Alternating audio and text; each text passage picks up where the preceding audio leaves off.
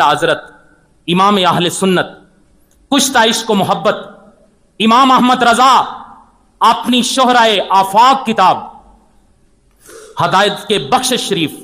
جو آپ کا نعتوں کا منقبت کا جو مجموعہ ہے ہدایت کی بخشش، جب وہ کتاب شروع کرتے ہیں تو اس کتاب کے شروع میں حضور صلی اللہ علیہ وسلم کی صفتیں بیان شروع کرتے ہیں۔ پہلی نعت میں واہ کیا جود و کرم ہے شاہ بطحا تیرا، نہیں سنتا ہی نہیں مانگنے والا تیرا،